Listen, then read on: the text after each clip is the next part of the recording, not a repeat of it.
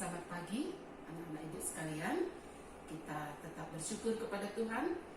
Sekalipun pembelajaran kita sampai hari ini masih tetap secara daring, tapi ibu berharap dengan meminta kekuatan dan petunjuk dari Tuhan kita bisa menerima pelajaran, mengerti pelajaran ini dengan baik.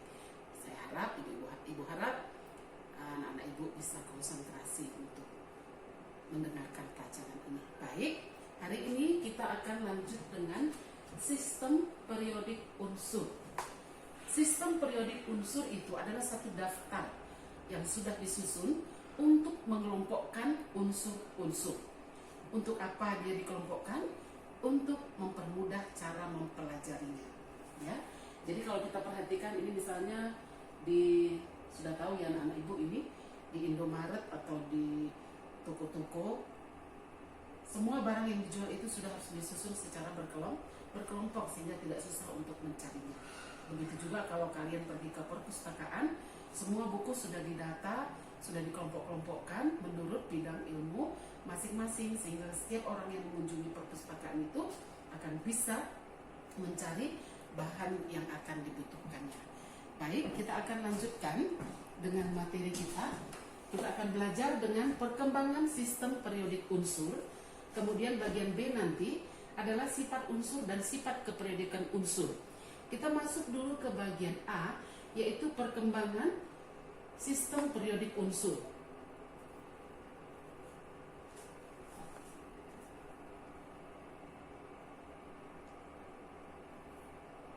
Ya, perkembangan sistem periodik unsur itu dibagi dalam dua kelompok besar, yaitu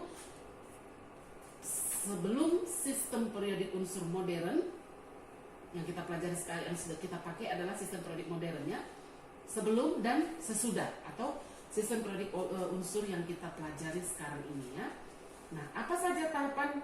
Kita lihat dulu bagian nomor 1. Bagian nomor 1 yaitu sistem periodik sebelum sistem periodik unsur modern. Itu dimulai dari seorang ahli, yaitu Lavoisier, Antoine Laurent Lavoisier. Pada saat itu unsur yang ditemukan itu baru 20 unsur. Jadi dia dibagi, unsur-unsur ini dibagi dalam dua golongan besar, yaitu golongan logam dan non-logam. Kemudian kita perhatikan ya, unsur logam di situ tertera ada besi, emas, perak, sen, nikel dan lainnya. Tetapi di dalam unsur logam ini pun, misalnya kita ambil besi dan emas, dia masuk dalam satu golongan logam. Tetapi sifat besi dan sifat emas ini berbeda. Jadi kalau kita tahu ya, besi itu mudah berkarat, sedangkan emas itu tidak berkarat, makanya dia disebut dengan logam mulia. Ya, emas dan perak juga berbeda sifat. Begitu juga dengan unsur non-logam. Misalnya kita ambil contohnya adalah oksigen dan nitrogen. Ini sama-sama gas ya.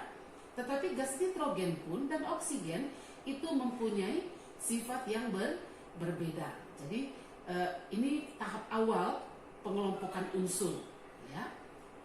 Kemudian kita perhatikan ya, tahap periodik Lavoisier ini dasar pengelompokannya adalah berdasarkan sifat, masih sifat secara global yaitu logam.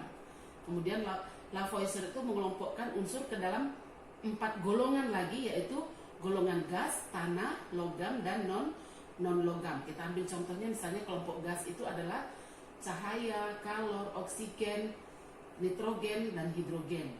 Demikian juga seterusnya, non-logam itu ada sulfur, fosfor, karbon, dan lain-lain.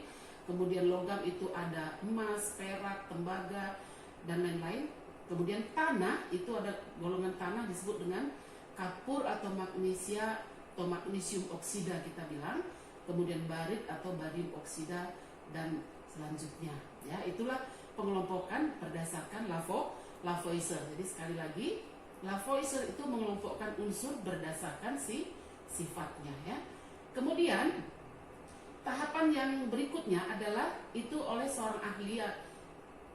Tahapan ini disebut dengan Triak-Dobereiner. Ya, Dobereiner itu mengelompokkan unsur itu berdasarkan massa atom relatif dari tiga unsur yang sifatnya mirip. Nah, kita ambil contohnya, misalnya ini dibagi dalam ada 5 triad ya, triad. Di triad 1 ada Li, Na, K. Jadi nanti kalau kamu perhatikan di tabel periodik unsur, Li itu masanya 6,94. Ya, Li itu masanya 6,94, Na itu 22,99, K sambil boleh dibuka tabel periodik unsurnya ya Nabu. K itu adalah 39,098. Demikian juga nanti CA itu ada 40,08, SR itu 87,82, BA itu 137,33. Nanti untuk triad 3, triad 4, triad 5 kalian perhatikan di buku. Nanti kalian buktikan apa yang dikatakan oleh Dobreiner. Keteraturan yang diperoleh Dobreiner, massa atom relatif unsur kedua. Jadi kita ambil yang misalnya di triad 1 ini ya. Massa atom unsur kedua yaitu Na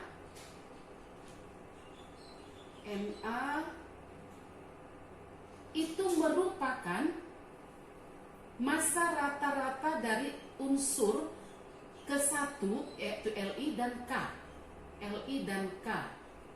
Ya, kita perhatikan. Nanti coba kalian jumlahkan ya Naku. Misalnya Li itu 6,94. Yuk, sambil diambil pulpennya, ditulis ya Nak. Ya, Li 6,94. Kemudian K itu 39,1. K itu 39,1. Sekarang kita jumlahkan ya. 6,94 dijumlahkan dengan massa unsur ketiga. Sudah, kemudian kita bagi 2 yaitu rata-ratanya.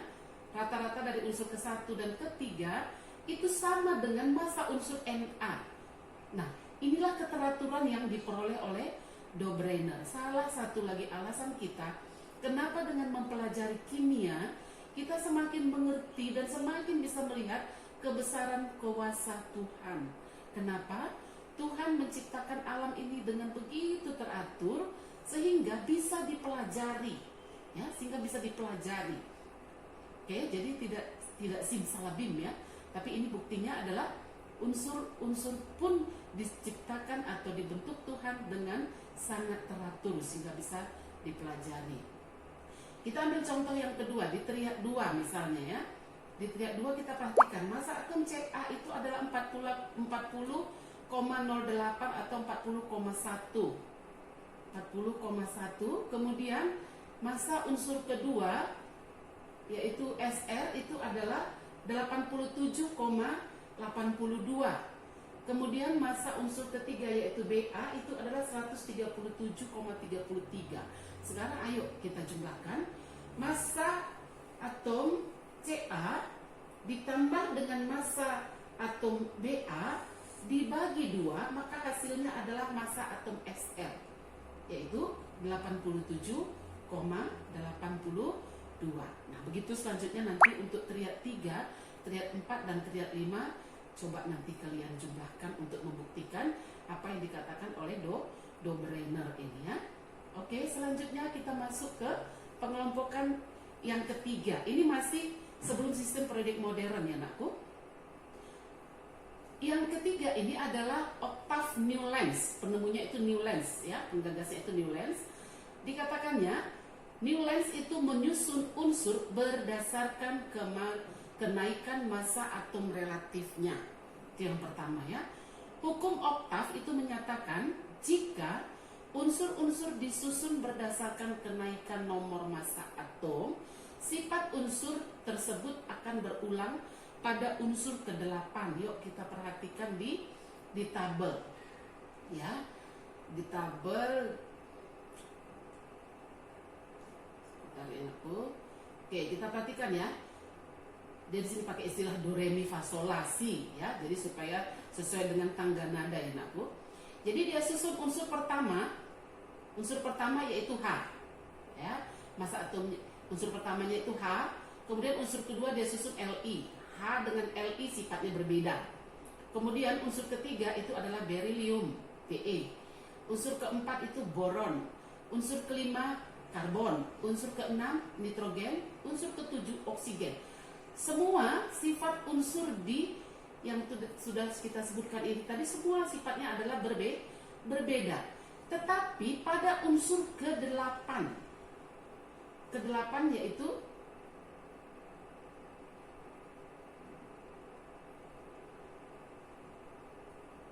pada unsur ke-8, kita perhatikan ya, ini mungkin ada kesalahan di sini. Unsur ke-8 ini kita teruskan aja angkanya ya, karena pas di sini tidak ada angka ya anakku. Jadi di F ini 8, di Na 9, Be 10 dan seterusnya. Pada unsur ke-8 sifat unsurnya itu sama dengan unsur pertama. Pada unsur ke-9 sifat unsurnya sama dengan unsur kedua. Pada unsur ke-10 itu sama dengan unsur ketiga. Demikian seterusnya. Al itu mirip dengan boron, ya.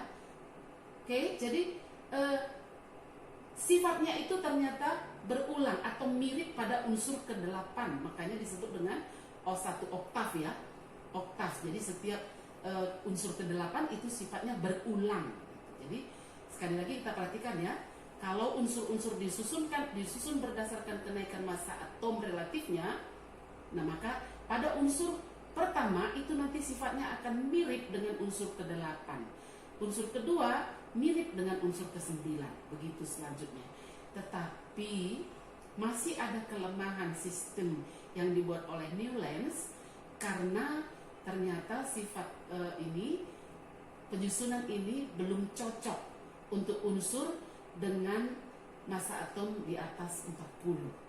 Ya, jadi itu kelemahannya sehingga masih ada beberapa kotak yang harus diisi lebih dari satu unsur, misalnya seperti ini ya, kobalt dengan nikel ya. Jadi ada lagi beberapa yang harus disusun dalam satu kotak ya. Nah, selanjutnya perkembangan penyusunan unsur-unsur ini berkembang lagi dengan ahli berikutnya, yaitu adalah Mendeleev. Mendeleev ini menyusun unsur dasarnya adalah berdasarkan kenaikan massa atom. Jadi sama ya anakku, seperti yang dibuat oleh si Dobreiner berdasarkan kenaikan massa atom. Nah, sistem periodik Mendeleev ini ada beberapa keunggulannya. Dia susun berdasarkan, ya di sini sudah kita kenal dengan istilah golongan 1, golongan 2, 3, 4 dan seterusnya. Kemudian kita kembali sebentar. Oke, kemudian ya seperti ini dia ya. Mendeleev menyediakan tempat kosong. Ini ada beberapa tempat yang kosong. Kalian perhatikan nanti kalau kurang jelas di sini lihat di buku ya anakku. Ini ada tempat yang kosong. Nih ikuti tanda ini. Nih ada tempat kosong. Kenapa ya? Kok kosong? Kan gitu ya. Atau ini misalnya kenapa tidak di sini atau diisi dulu di sini? Ya, ini misalnya ini yang Ibu tunjuk. Ya, kenapa tidak diisi di sini? Kan disusun berdasarkan kenaikan massa atom ya. Jadi coba kalian perhatikan massa atomnya naik ya. Ini 133, 137, 138, 140. Kenapa tidak langsung naik di sini 178? Nah, tempatnya tidak di sini. Kenapa? Karena sifatnya tidak mirip gitu. Jadi sudah diperoleh oleh Mendeleev semua yang ada dalam satu golongan ini semua mirip. Tetapi kalau dia dalam satu baris yang horizontal ini itu tidak ya. Jadi itu hanya berdasarkan kenaikan massa atom relatif. Jadi misalnya atom La ini tidak ditempatkan di bawah Te. Kenapa? Atau di bawah di atas W, tidak di sini. Karena memang La tidak mirip sifatnya dengan Te atau W atau Se atau Cr dan selanjutnya ya. Dia kosongkan tempat ini. Dan ternyata sistem periodik yang disusun oleh Mendeleev ini terbukti sekarang di tempat yang kosong itu sudah ditemukan lagi unsur yang memang sesuai tempatnya di tempat-tempat yang kosong ini. Itulah kelebihan dari sistem periodik Mendeleev. Ya, dia bisa memprediksi, meramalkan pasti ada nanti unsur yang akan menempati yang sifatnya mirip dengan unsur segolongannya. Kelebihan yang kedua adalah sistem periodik modern itu Mendeleev itu menyajikan data massa atom beberapa unsur yang lebih akurat, ya lebih akurat, misalnya berilium dan uranium. Kelemahannya ada, ya ada kelemahannya ya. Kelemahannya adalah ada beberapa unsur yang urutan massanya terbalik. Yuk coba nanti kalian perhatikan ya. Nanti di pertemuan berikutnya atau di tugas nanti coba ada beberapa unsur yang urutan massa atom relatifnya itu terbalik. Artinya lebih dulu yang kecil baru yang besar baru yang lebih kecilnya. Jadi nanti coba ibu mau ada sekitar 4 unsur yang paling tidak kalian harus temukan nanti di sistem periodik modern ya anakku ya. Ada dia 4 unsur yang 4 minimal kalian temukan yang dia mempunyai massa atom relatifnya itu terbalik ya, besar dulu baru kecil. Oke, selanjutnya kita masuk ke sesudah Mendeleev itu ada lagi seorang ahli yaitu Lothar Meyer. Dasar penyusunannya sama seperti Mendeleev, kemudian menyusun posisinya juga menunjukkan sifat kimia yang mirip. Lothar Meyer ini sebenarnya dengan Mendeleev ini hasilnya mirip sekali, tetapi yang lebih dikenal itu adalah Mendeleev. Kenapa? Karena dia lebih dulu yang mempublikasikan. Ingat ya anakku, kemarin kita udah belajar di awal-awal pembelajaran itu ada metode ilmiah. Jadi tahap terakhirnya itu sesudah kesimpulan nanti kita akan publikasikan. Mendeleev ini lebih dulu mempublikasikan hasil pengelompokannya ya. Oke. Selanjutnya kita masuk ke bagian berikutnya. Nah, dari hasil pengelompokan yang sudah dilakukan dari awal oleh Lavoisier, Dobreiner, kemudian Newlands, kemudian Mendeleev dan Lothar Meyer, maka disusunlah satu sistem periodik modern. Jadi yang semua tadi sudah kita bahas itu adalah sebelum sistem periodik modern.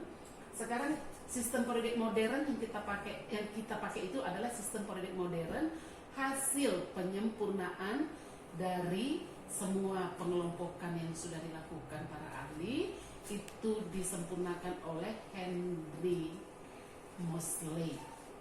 Dasar pengelompokannya sekarang tidak berdasarkan kenaikan massa atom, tapi dia sudah berdasarkan kenaikan nomor atom atau jumlah proton.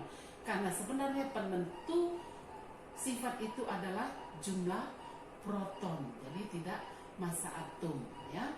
Kemudian sudah ingat ya nak ya, sekali lagi dasar pengelompokan unsur berdasarkan sistem periodik modern ini berdasarkan kenaikan nomor atom ya. Kemudian di sistem periodik modern kita ada kenal yang namanya lajur vertikal nih, lajur vertikal ke bawah ya. Ya ini dari atas ke bawah, ini kita sebut dengan golongan. Kemudian yang lajur horizontal ini kita sebut dengan periode ya. Jadi sekali lagi disusun berdasarkan kenaikan nomor atom. Oke, sudah. Sekarang kita lanjutkan dengan bagian berikutnya. Di sistem periodik sekarang sudah kita kenal apa itu golongan, apa itu periode, apa itu nanti kita hubungkan dengan apa hubungannya konfigurasi elektron yang sudah kita pelajari pada pertemuan sebelumnya dengan tabel periodik unsur atau letak unsur. Itu nanti kita akan lanjutkan apa sih hubungannya konfigurasi elektron dengan letak unsur dalam tabel periodik unsur ya. Oke, sekarang kita perhatikan bagian kedua. Golongan. Golongan itu menyatakan elektron valensi suatu unsur.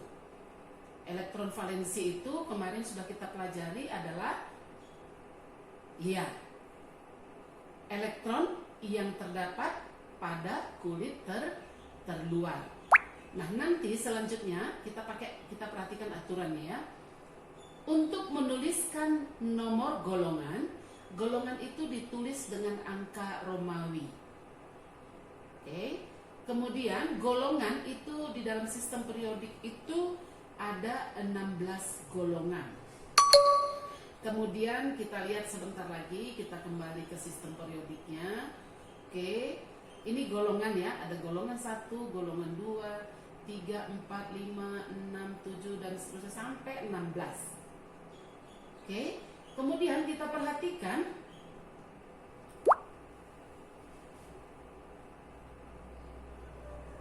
golongan 1A. Jadi golongan itu nanti dibagi dalam dua golongan besar lagi ya. Ada yang disebut dengan golongan utama yaitu 1, 2, kemudian kemari 3, di sini 13 ya anakku, 13, 14, 15, 16, 17, 18 itu disebut dengan golongan utama atau golongan A. Kemudian golongan ini yang antara 2A sampai 3A ini atau golongan 2, antara golongan 2 dan golongan 13 itu ini dia ya, golongan 3, 4, 5 dan seterusnya. Ini disebut dengan golongan B atau golongan transisi. Oke, kita perhatikan. Sekali lagi Ibu ulangi. Untuk golongan itu, ini ada 18 golongan ya. Di 18 golongan ini dibagi dalam dua kelompok besar lagi, yaitu golongan utama atau golongan A itu adalah golongan 1, 2, 13, 14, 15, 16, 17, 18. Itu golongan A. Nah, perhatikan ya nak. Sekali lagi, golongan 3, 4, 5, 6, 7, 8, 9, 10, 11, 12 itu adalah golongan transisi atau golongan B. Ya. Nah, nanti dalam penulisan nomor golongan itu bisa dibagi dalam dua cara, ya. Golongan 1, 2 atau golongan utama itu kita kasih dengan tanda A. Oke, misalnya gini deh ya. Ini golongan 1A.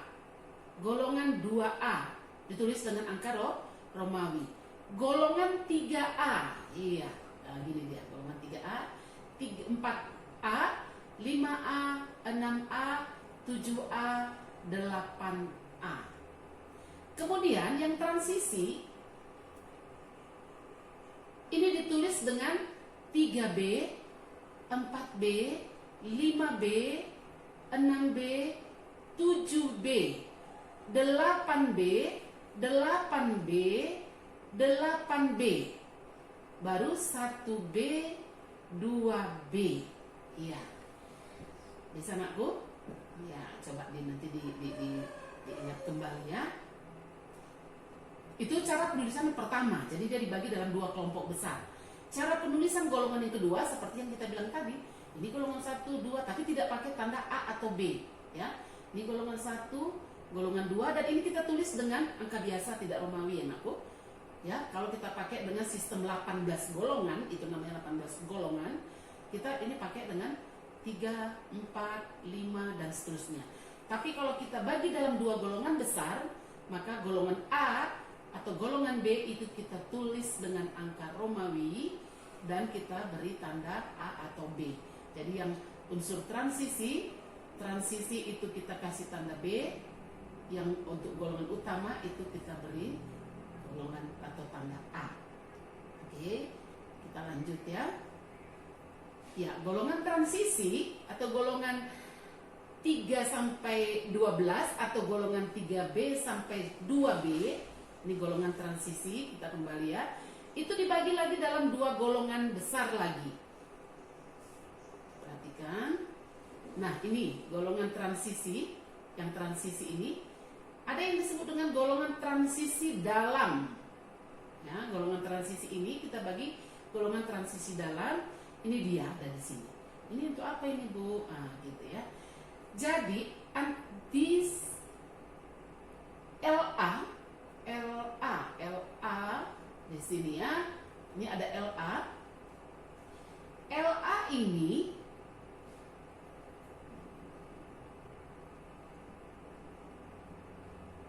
unsur ini adalah sifatnya mirip dengan LA.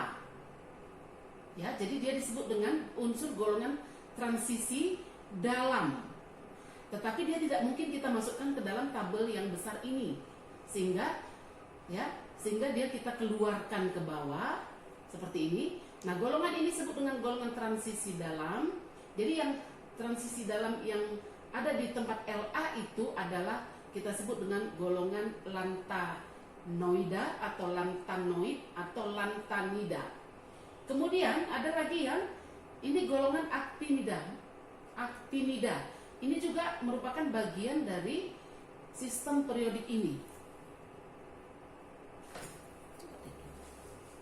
Sebentar ya, Nak ya.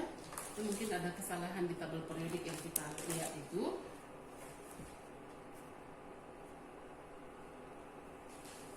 Ya, perhatikan ini ya. Ini LA ya, ini LA ini. Mungkin kalian baca di sini sepertinya LU ya. Oke. Ya, jadi nanti di buku kalian itu tertulis LA. Jadi golongan transisi dalam ini semua sebenarnya dia mirip sifatnya dengan unsur LA ini. Sehingga ini disebut dengan golongan transisi dalam. Jadi karena tidak mungkin dia ada di kotak yang ini, dia kita keluarkan. Ya, jadi dia sifatnya mirip dengan LA atau disebut dengan golongan lantanida atau lantanoid. Kemudian golongan yang di bawahnya actinida. Actinida ini mirip dengan unsur yang di sini. Ya, jadi ini golongan actinida kita sebut dengan ini unsur actinium ya. Ini semua sebenarnya dia sifatnya mirip dengan unsur di sini. Ya, jadi kita keluarkan supaya bisa terbaca semua unsurnya. Nah, unsur ini disebut dengan golongan transisi dalam actinida atau actinoid. Oke, kita lanjutkan lagi ya. Ya, jadi ada golongan transisi, ada golongan transisi dalam. Jadi sudah bisa paham ya, Nakku ya. Yang mana disebut dengan golongan transisi, mana golongan transisi dalam. Ini golongan transisi yaitu 3B sampai 2B. Kemudian ini kita sebut dengan golongan transisi dalam. Oke. Kita lanjutkan. Oke, golongan A. Golongan A tadi sudah Ibu bilang ya, ada golongan alkal, ada golongan 1A, 2A, 3A, 4A dan seterusnya sampai 8A. Itu punya nama khusus. Nama khususnya kita kembali dulu ke sistem periodik. Oke. Ini golongan 1A kecuali hidrogen. Hidrogen yang paling atas ini kenapa diberi tanda berbeda juga atau warna berbeda? Untuk membedakan dia, nanti kita lihat ya, nanti kita bahas kenapa dia sendiri berbeda. Jadi golongan 1A, Ibu ulangi sekali lagi, ini 1A, 2A. Kita pakai penamaan berdasarkan golongan A dan B ya. Ini kita perhatikan golongan utama dan golongan transisi. Ini golongan 1A, 2A, 3A, 4A, 5A, 6A, 7A, 8A. Oke. Golongan 1A ini kecuali hidrogen, dia punya nama khusus. Jadi, tapi hidrogen tidak masuk ya. Mulai dari Li, NaK dan seterusnya ke bawah. Ini nama khususnya adalah golongan alkali. Golongan alkali. Kemudian golongan 2A ini disebut dengan golongan alkali tanah. Oke, golongan 3A itu nama khususnya belum ada, hanya saja kita pakai nama unsur pertama di dalam golongan itu. Jadi namanya golongan boron aluminium. Boron aluminium. Kemudian ini golongan karbon silikon, walaupun semua ini ya nak. Kemudian golongan nitrogen fosforus, kemudian golongan oksigen belerang atau sulfur. Golongan 7A itu disebut dengan golongan halogen. Sedangkan golongan 8A itu disebut dengan golongan gas mulia. Oke, nanti bisa kalian ulang-ulang lagi di rumah ya nak, untuk nama khusus daripada unsur-unsur yang ada di golongan A. Ini dia ya. Jadi elektron valensinya ada berapa? Di golongan 1A itu elektron valensinya 1. Kita perhatikan nanti ya. Nanti kalian coba dari hidrogen, litium dan seterusnya itu. Kenapa dia disebut blok S? Karena kulit terluarnya mengandung subkulit S, blok S juga, sedangkan ini adalah blok P, blok P, blok P, karena kulit di elektron terluarnya itu terletak pada subkulit P. Perhatikan ya nak, kalau dia golongan A, dia itu elektron valensinya terletak pada subkulit S atau subkulit P. Subkulit S dan P yang dijumlahkan. Oke, kita lanjutkan. Kita perhatikan sistem periodik modern berikutnya adalah golongan tambahan. Golongan tambahan itu tadi yang kita sebut dengan golongan lantanida, tadi sudah Ibu jelaskan ya. Itu ada di periode ke-6. Oke, kita kembali dulu sebentar aku.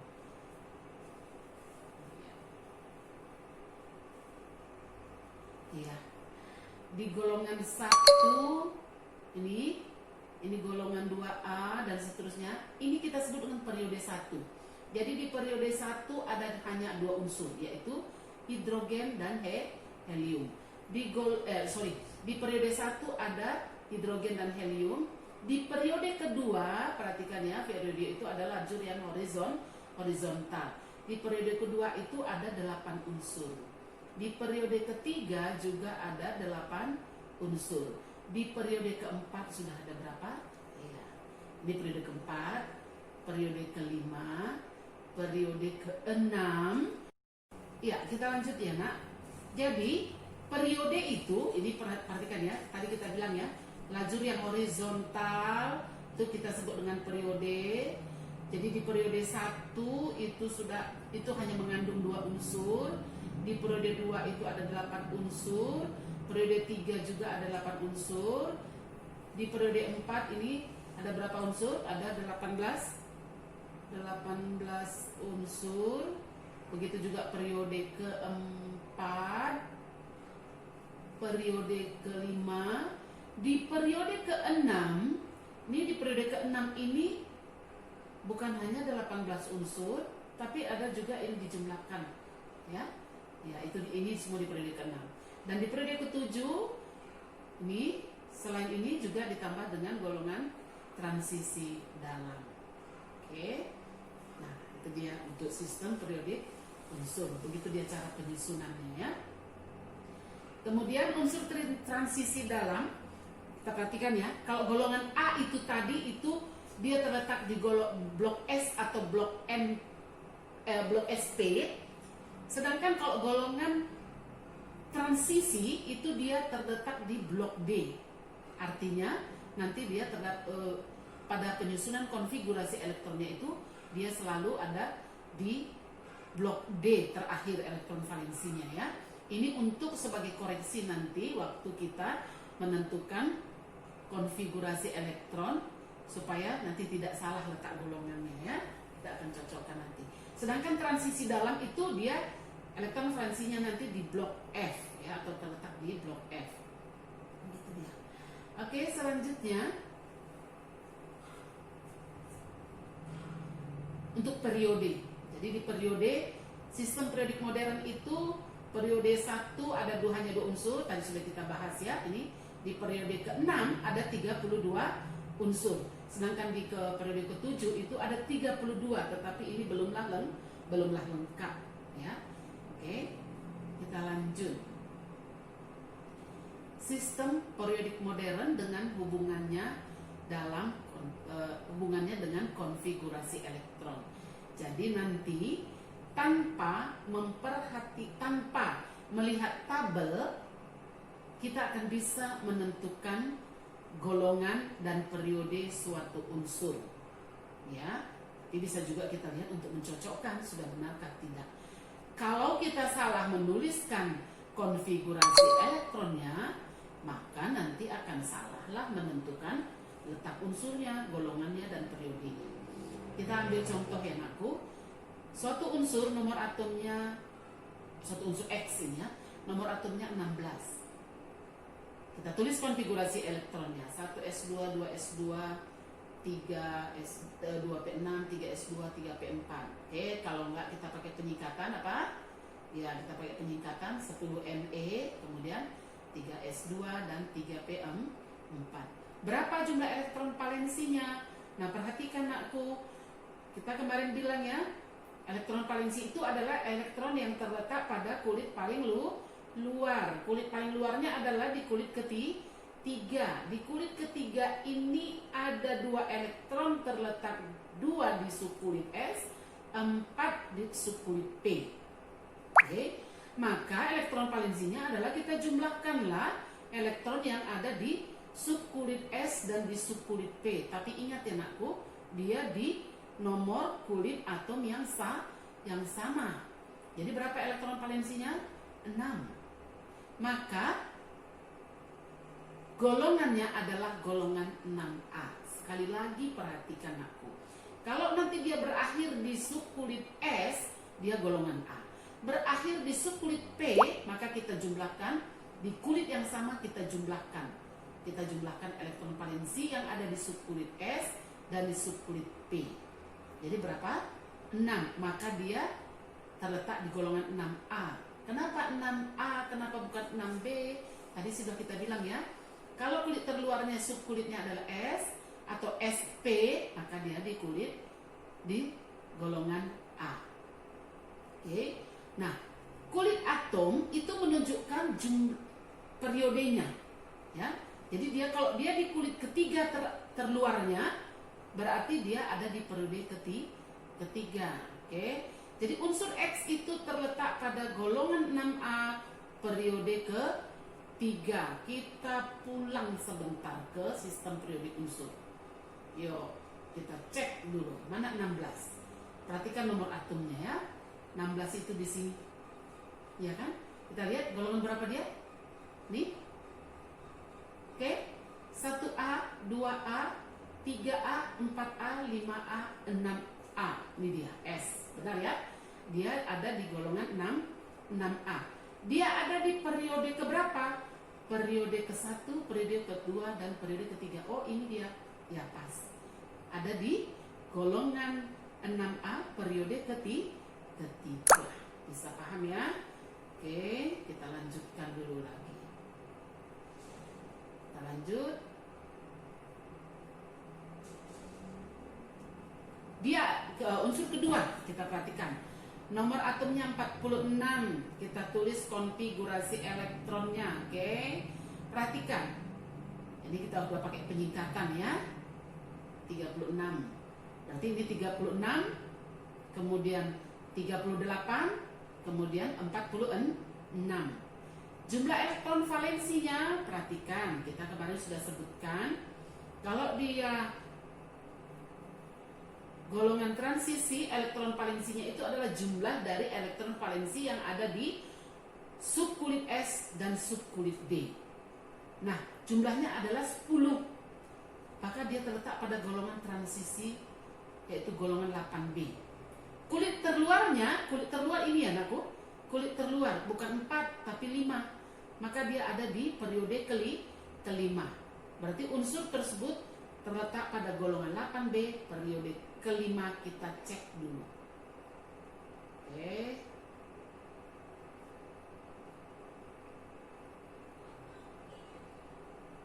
Iya, Nakku, kita perhatikan. Golongan 3B, 4B, 5B, 6B, 7B, 8B. 8B. Perhatikan ya. Ini ada 3 golongan Ini jumlah elektron valensinya 8, 9, 10. Kalau dia 8 berarti golongan 8B. Kalau nanti jumlahnya 9 berarti 8B. Kalau jumlahnya 10 berarti 8B. Jadi jumlah elektron valensi di subunit S dan D itu 8, 9, 10, maka dia golongan 8B. Ini yang 3 golongan. Oke ya. Kemudian kalau dia nanti jumlah elektron valensinya 11, dia golongan 1B. 12 berarti 2B. Makanya kita mulai dari 3B, 4B, 5B, 6B, 7B, 8B, 8B, 8B, 1B, 2B. Ya. Oke. Ya. Kita lanjutkan lagi ya. Tadi kita dapat itu elektron valensi nomor atomnya tadi 46 ya. 46 ini tadi sudah dapat konfigurasinya dan elektron valensinya adalah 10. Dia ada di golongan 8B periode kelima ya. 1, 2, 3, 4, 5 periodenya. Nah ini dia golongan 8B. Oke. Udah bisa paham aku?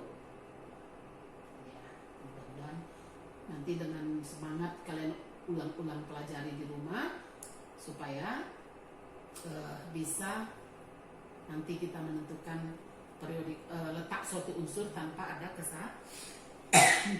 kesalahan. Oke. Ini ada cara penyelesaian soal untuk sistem periodik modern. Nanti untuk tugas nanti Ibu akan berikan, tetapi untuk ini sudah dibahas. Nanti akan Ibu berikan dalam di GC aku ya. Nah, Ibu rasa cukup sekian materi kita hari ini.